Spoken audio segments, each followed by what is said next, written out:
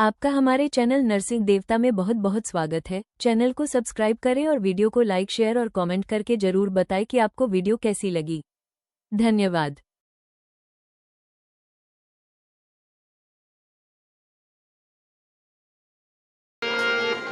जैसा खाओगे अन्न वैसा होगा मन, जैसा पियोगे पानी वैसे बोलोगे वाणी। अन्न का शोधन जरूरी है। पहले आप लोग जब खाना बनाते होंगे तो चावल भी साफ करते होंगे, दाल भी साफ करते होंगे, सिलबट्टे में मसाला पीसा जाता था। अब आजकल तो रेडीमेड आ गया ना। गढ़वाल कहा नहीं कि दली दाल छड़िया चोड़ खाना छे क्या सेब तमने नींद मारे फोन एक कहे तो बोली बाद में मिल दो 4 बजे बाद। तो ये जब व्यवस्था है, इस व्यवस्था में कैसे सुधार हो? जब हम भगवान कथाएं सुनेंगे। भगवान कथाएं हमें इस बात के लिए प्रेरित करते हैं कि हम अपने जीवन को तो कम से कम सुधार लें, दूसरे को मत सुधारो। सारे लोग अगर किसी भी चीज से, किसी कथा से अगर एक एक व्यक्ति भी अपने जीवन में उतार ले तो संसार में सारे लोगों का निराकरण हो जाएगा। स्पेशली किसी को अलग से कुछ नहीं करना, लेकिन हम करते हैं। तो उन्होंने कहा इनकी ये दशा कैसे? बोले कलयुग का प्रभाव है। उस युवती ने कहा कि मेरा नाम भक्ति है, ज्ञान वैराग्य मेरे पुत्र हैं और कलयुग के प्रभाव से वृद्ध हो गए हैं। बोले अच्छा। बोले उसने कहा कि मैं द्रविड़ देश में उत्पन्न हुई, कर्नाटक में बड़ी हुई, गुजरात में भी गई, वहां थोड़ा सा भ्रष्ट हो गई और पाखंडियों ने मुझे छीण कर दिया। जब यमुना का किनारा यानी वृंदावन बोले मैं आई तब मैं तो तरुण हो गई, क्योंकि वृंदावन में भक्ति नृत्य करती है और जब भक्ति नृत्य करती है तो इस तरह से वहां पहुंची। तो उन्होंने कहा भाई इनका कोई उपाय करो कि ये जवान हो जाएं, जाग जाएं तो बेसुध हो रखे हैं। अब कलयुग की माया में सभी लोग सोए हुए हैं। तो इस तरह से उन्होंने कहा कि इनकी निंद्रा टूट जाए, ये तरुण हो जाएं, जवान हो जाएं। ऐसा क्योंकि बोले बड़ा दुख का कारण है कि मैं युवान हूं, युवती हूं और ये वृद्ध हो गए हैं। नारद जी कहते हैं कि सनकादि ऋषियों से कह रहे हैं मैंने गीता का पाठ किया, वेद की ऋचाएं सुनाई, मंत्र तंत्र यंत्र जितनी विधियां हो सकती थी सब की। वो थोड़ी देर जागे बोले फिर सो जाएं, थोड़ी देर जागे फिर सो जाएं। बहुत प्रयत्न किया बोले लेकिन उनकी निंद्रा भंग नहीं हुई। नारद जी ने कहा देवी तुम चिंता मत करो, कुछ न कुछ उपाय इनका जवाब अवश्य निकालेंगे, क्योंकि भगवान के नाम में, कृष्ण के नाम में वो सार है। बोले और भगवान कहीं अभी हमें छोड़ के गए थोड़ी है। कहा कि यत् फलम नास्ति तपसा न योगेन समाधिना तत्फलम लभ्यते सम्यक् खलोके सौ कीर्तना। संसार में बोले भगवान ने अभी इस धराधाम को छोड़ा नहीं है। जो फल तप में नहीं, जप में नहीं, दान में नहीं, वो फल कलयुग में केवल किससे है? बोले कलो के सब कीर्तनाथ, यानी कलयुग में भगवान श्री कृष्ण का कीर्तन करें, उनका जप करें। और जो भगवान का कीर्तन करता है, जप करता है, उसकी सभी मनोकामनाएं पूर्ण हो जाती है। इसलिए आप चिंता न करें। मनुष्यों की प्रवृत्ति कलयुग में आसुरी हो गई है। बोले भगवान के प्रति उनकी कोई आस्था नहीं है, इसलिए दुख के भागी हो गए। नारद जी ने उनको जगाया, नहीं जागे, वेद शास्त्र सुनाए, नहीं जागे। आकाशवाणी हुई कि मुनिवर तुम खेद मत करो। नारद जी को भी आश्चर्य हुआ कि भाई शास्त्रों के होता है ना, वे सारे मंत्र प्रयोग कर लिए, यंत्र प्रयोग कर लिए, वेद शास्त्रों की ऋचाएं सुना ली, लेकिन फिर भी नहीं जाग रहे। थोड़ी देर जाग रहे फिर सो जा रहे। नारद जी आश्चर्यचकित हुए क्या होगा। तब आकाशवाणी हुई कि नारद जी आप चिंता मत करो, आप इनके लिए तप करो और तप में सत्कर्म करो। बोले अब नारद जी सत्कर्म की व्याख्या ढूंढने के लिए सब ऋषि महर्षियों के पास जा रहे हैं कि भैया आकाशवाणी हुई ये जो ज्ञान वैराग्य बेसुध अवस्था में पड़े, इनकी निंद्रा तभी जागेगी जब सत्कर्म होगा। लेकिन वो सत्कर्म कैसा होगा? जैसे होता ना पंडित जी आपको बता देंगे पाठ करो जी, तुम्हारे देवता खुश हो जाएंगे। आप कौन सा पाठ करें? पाठ तो 36 प्रकार के हैं। तब स्पेशल बता दें पंडित जी की देवी का करो, नागरजा का करो, नरसिंह का करो, शिव जी का करो, और भी कोई तंत्र मंत्र वाले हैं तो वो करो। पर खाली ये बोलेंगे पाठ करो तो कैसे करेगा आदमी? पर्टिकुलर बताना पड़ेगा ना कौन सा पाठ करें। ऐसे नारद जी के लिए आकाशवाणी सत्कर्म करो, लेकिन वो सत्कर्म अब कौन सा सत्कर्म है?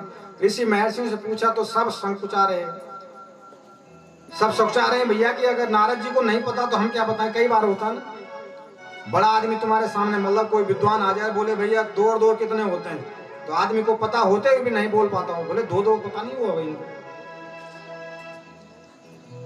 ऋषि महर्षि नहीं बता पाए। उसी खोज में नारद जी बद्रिकाश्रम पहुंच गए। सनकादि ऋषियों से संबंध हुआ। उन्होंने कहा कि सत्कर्म सूचकम नूनम ज्ञान यज्ञ स्मृति बुदे श्रीमद् भागवतालापम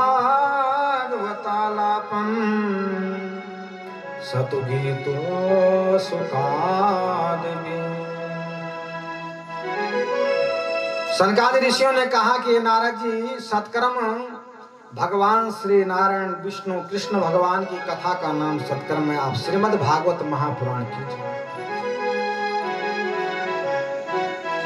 जो आकाशवाणी उसका संबोधन और संकेत यही था कि श्रीमद् भागवत पुराण कीजिए। आप श्रीमद् भागवत पुराण तो करें। तो उन्होंने कहा भाई हमने तो वेद पुराण सुनाए, शास्त्र सुनाए उन्हें, पुराण फिर भी नहीं जागे हो, तो श्रीमद् भागवत में तो उसी का सार है। देखो या आम तो होते होंगे ना, अगर कोई कहे आपको कि आपकी जो रोग की दवाई आम खाओ, और आप आम खाने की जगह आम के पेड़ के छिलके खाने लग जाए तो आम का स्वाद मिलेगा? आम का स्वाद नहीं मिलेगा उसमें। आम का स्वाद खाने के लिए आम के फल के रूप में परिणत होना जरूरी है। फल भी पका हुआ होना चाहिए। कच्चा आम भी खाओगे तो मीठापन नहीं आएगा, वो स्वाद रस नहीं आएगा। तो उन्होंने कहा कि जो आपने वेद सुनाए, गीता सुनाई, यद्यपि उसी का सार भागवत है, लेकिन क्यों वो सुष्ट है, सौष्ठव है, कठोर है, जल्दी से सांसारिक लोगों की बुद्धि में उसका प्रवेश नहीं होता है। मन बुद्धि चित्त अहंकार वेदों की भाषाएं हैं। पंच ज्ञानेन्द्रिय, पंच कर्मेंद्रिय, पंच तन्मात्राएं, पंच महाभूत, 24 तत्वों से सांख्य में शरीर की वृत्ति बताई गई है। अब सामान्यतः लोगों ने जो केवल 5 तत्व सुने हैं ना, चित जल पाओ गगन समीरा, पंच तत्व मिले बने शरीरा, लेकिन सांख्य तो 24 तत्वों से शरीर की वृत्ति कहता है। और ये तब है जब आप वहां तक पहुंचेंगे, तब समझ आएगा कि 24 तत्व कौन से। ऐसे उन्होंने कहा कि आपने वेद सुनाए, शास्त्र सुनाए, कोई अच्छी बात है, लेकिन आप उन्हें भागवत जी सुनाइए। अब बात हुई कि भागवत जी सुनाए तो स्थान कौन सा नियत रहेगा। अब ज्ञान वैराग्य भक्ति वृंदावन में यमुना के किनारे बैठे। नारद जी की ये बात बद्रिकाश्रम यानी बद्रीनाथ में हो रही है। अब कथा कहाँ की जाए, क्योंकि जगाना तो उनको है जो वहां पड़े वृंदावन में, और बद्रीनाथ में कथा होगी तो ज्ञान वैराग्य कैसे जागेंगे, उतनी दूर से सुनाई नहीं देगी।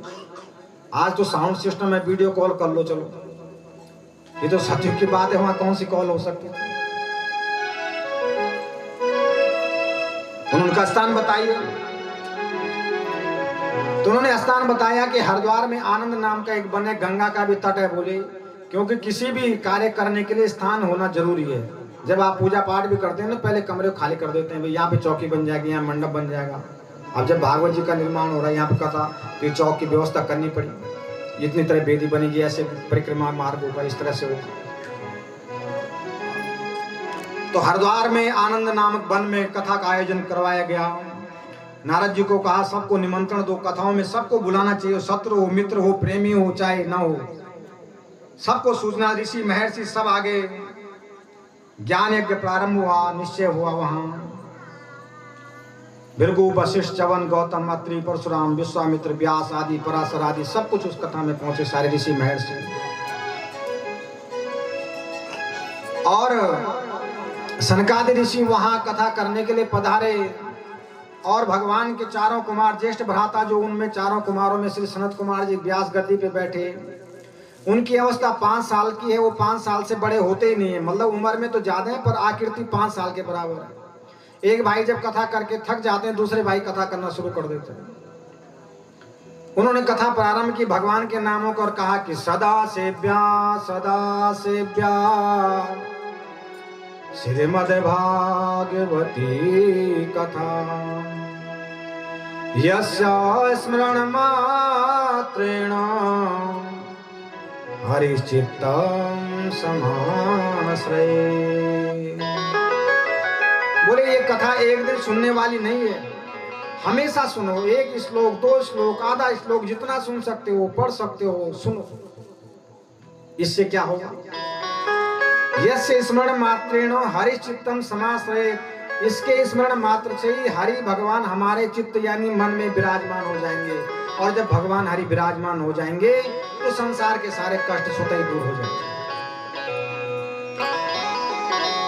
कथा चली रही है,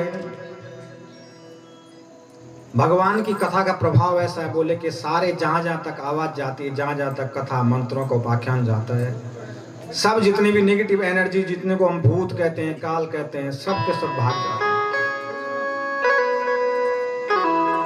और उस कथा में क्या आश्चर्य हुआ, बोले कि भक्ति सुतो तो तरुणी गृहीत्वा प्रेम के रूपा सहसा विरासी। श्री कृष्ण गोविंद हरे मुरारे नाथेति नामानि मुहुर्वदन्ति।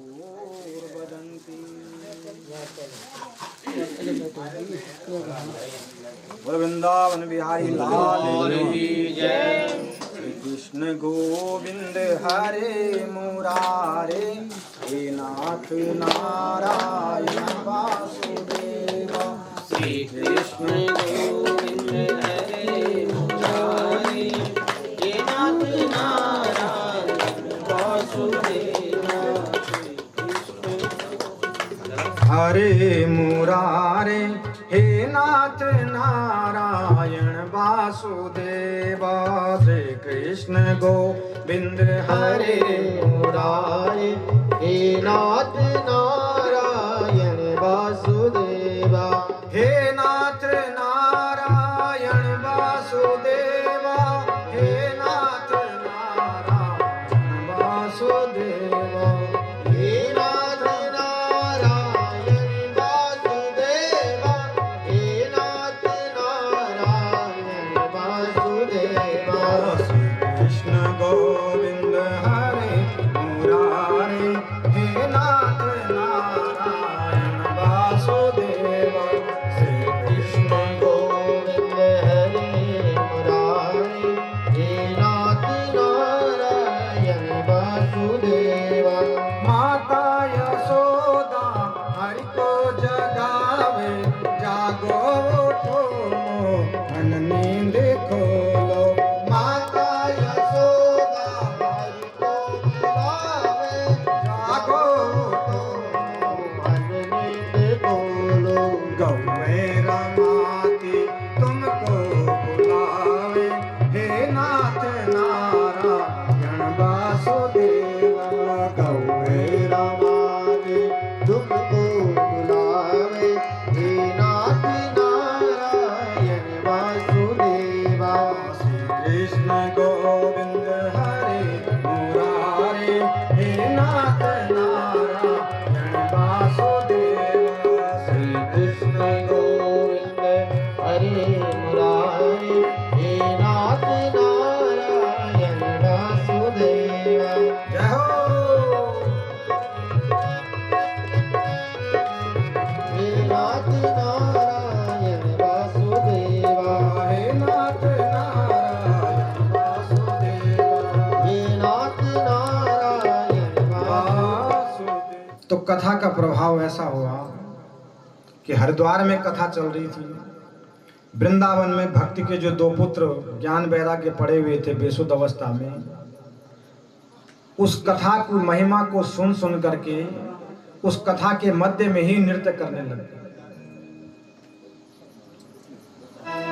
तो जो सच में जीवन में अपनी भगवत कथा को उतारता है और मन से सुनोगे और जीवन में अपनाओगे तो संसार में कहते हैं कि जो भगवान के आगे नृत्य करता है, भगवान का कीर्तन करता है, भगवान की कथा सुनता है, उसे संसार में भवाटवी के चक्कर नहीं काटने पड़ता।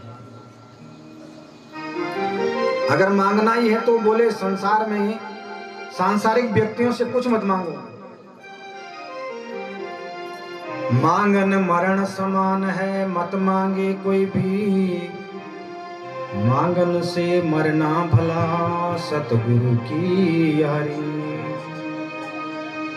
शास्त्र कहता है कि याचको नैव याचन्ते बोधयन्ति गृह गृह। याचक जो मांगने वाले हैं बोले वो आपके घर में इसलिए नहीं आते कि उन्हें जरूरत है, वो बोधयन्ति गृह गृह, आपके घर में ये बताने के लिए आते हैं कि कभी हम भी तुम्हारी तरह राजा महाराजा हुआ करते थे। धन का अभिमान, बल का अभिमान, शरीर का अभिमान, पद का अभिमान हमें भी था बोला, लेकिन एक काम नहीं किया कि कभी दान नहीं किया। और जब दान नहीं किया तो अगली गति ये हुई कि हमें घर घर जाकर के मारना पड़ा। तो कोई भी व्यक्ति अगर हमारे जीवन में आता है, उससे हमारा संपर्क होता है, तो हमें कुछ न कुछ सीख दे के जाता है। और कोई भी निरर्थक नहीं होता है।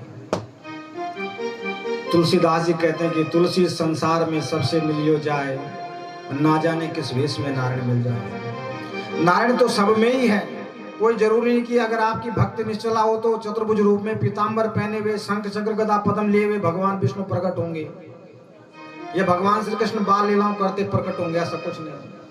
तुझ में राम, मुझ में राम, सब में राम समाया, और सबसे कर ले प्रीत बंदे, जगत में कोई नहीं पराया।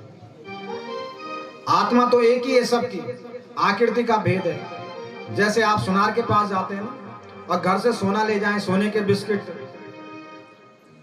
और सोना ले जाकर उसे बोले भैया इसका कंगन बना दो, इसका हार बना दो, नथ बना दो, गले का बना दो, हाथों का बना दो, मान टीका बना दो, है सब सोना ही। लेकिन सुनार के यहाँ जाने के बाद, उनकी आकृति में ढलने के बाद वो सब अलग अलग रूपों से जाने जाते हैं। अब एक ही सोना है, कोई हार के रूप में जाना जा रहा है, कोई कंगन के रूप में जाना जा रहा है, कोई मान टीका के रूप में, कोई चेन के रूप में।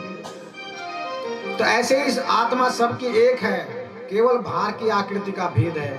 लेकिन जिस तत्व को हम समझ जाएंगे उस दिन हमारे जीवन में कोई ऊहापोह की स्थिति नहीं रहेगी। इसलिए हमेशा भगवान की कथाओं का श्रवण करते रहें, और जो भगवान की कथाओं का श्रवण करता है उसके जीवन का अंधकार भी मिट जाता है। जो वृद्धावस्था, जर्जर अवस्था, विचारों की, विकारों की, वैमनस्यता की कलुषित हो गया है मन, वो सब उज्जवल हो जाता है। सनकादि ऋषि ने नारद जी से सब उपाख्यान सुनाया।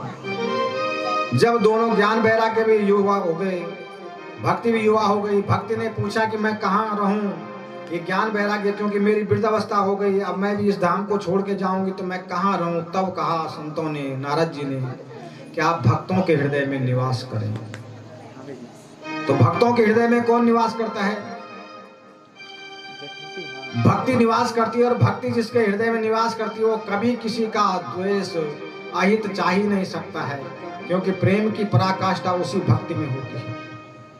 इसलिए उस भक्ति का ही सदुपयोग करते रहना चाहिए।